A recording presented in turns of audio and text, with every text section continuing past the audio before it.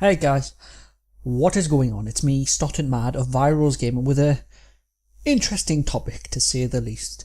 Now, if you've been on Twitter, well, the past day or so, you'll see that there is a hashtag which is trending, which is CHANGETHECOVER, and this is applied to the image that you are seeing in the background of Batgirl and the Joker holding her hostage, essentially. What got people's back up about it is the fact that it is in reference to an older comic released around 30 years ago called The Killing Joke. And I've put two links to it below. The first will be a reading and the other is the actual comic itself I found on the internet. Now, if you read it, it does have some graphic imagery to some extent, considering it does feature Barbara Gordon getting crippled. Now, if that's not your thing and you don't like that, then don't read it by any means. But if you want to get an idea of why people are offended by it, then by all means read it, just so you get the gist. Because that's what I did. And I found it was an interesting story. I actually found it quite an engaging story because it explores life, death, mental and physical trauma. I mean, it shows the Joker in particular before he became the Joker. The pre-Joker is a polar opposite to that of the current maniac we all know and see on a regular basis. This Joker had a wife and an unborn child, and they die. Put it plain and simple, they die. Now, if that's not bad enough to happen, he ends up having to go through with this thing that involves him walking through the old factory he worked for. And unfortunately for him, the event that ensues causes him to fall into a vat of acid, and thus the Joker is born. Essentially, his mind is shattered by a combined stresses of work, not being able to afford money for his family, and the fact that his family have just died. He went through all this trouble, and she dies, and he has been transformed into a monster in the process, both mentally and physically. Now, also what happens in the story, as I've said before, is Barbara gets physically assaulted. She has indecent photos taken of her, and they are specifically used by Joker to break her father, Gordon, James Gordon, the commissioner.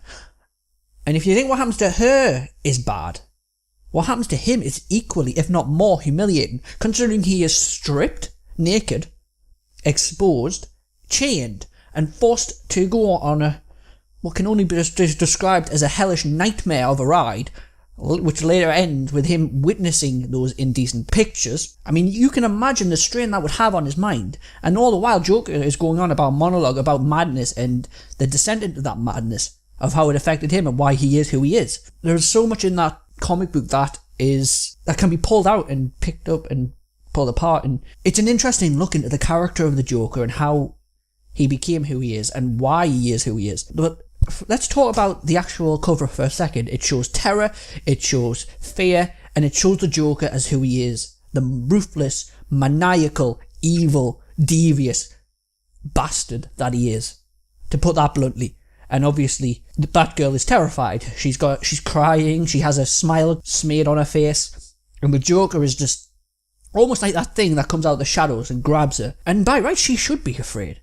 Because if a hero has no reason to fear, then they're not a hero, they're just a god. But if you give them a reason to be afraid, if you put something in their way, or put them in a situation that is going to change them, or will leave them feeling drained, it's how they overcome that adversary, or adversaries, that makes them such a hero. That's why they are so iconic and so remembered and so loved, because they do what we can't do. They fight our fears. They fight our social anxieties. They fight our fear of the Joker. That's what makes this comic cover stand out. It's what makes it so good, is because it got me to look into it more. It got me curious. It got me to read the comic. It got me to understand why she is like that and how she overcomes that, essentially. That is the beauty of character. That is the point of character. Don't get me wrong, flat characters can work, like the Borg are a prime example of a flat character that can work. We are the Borg, resistance is futile. Their politeness, their lack of that, their collective mind, it is a direct threat to our individuality. Not only that, it is a parallel of what we, to some extent, are becoming in an eerie way too. But I might do something on that later, or at some point, comparing the Borg to society now. Anyhow, back on topic. I can't understand why there is such outcry over this cover, because where in art, where is it said that a woman cannot be shown to be weak or a victim, when there are countless comics that depict men in exactly the same situation? There is no exception to that rule. You are a hero and you will endure the hells that comes with it. That is part and parcel of what they do. They will put their lives on the line. They will risk their minds just to save an innocent person. And that's it. That's all there is to it. Just because you do not like the cover does not mean it should be pulled. That is censorship. And the last time I checked, we don't live in 1984. This isn't an Orwellian society. At least not yet. But I just can't believe that people have such a close way of thinking about this. Instead of looking at it and critically approaching it, they are approaching it personally and wanting it pulled, when there's just as many people that don't want it pulled because they like it, they appreciate it for what it is. Art can be equally beautiful as it is terrifying, and that's what you need to remember. Just because it scares you doesn't mean it doesn't make it a bad thing. If anything, if it gets you to think, and if it gets you curious to look deeper behind what is being depicted, then it's doing what it's supposed to do.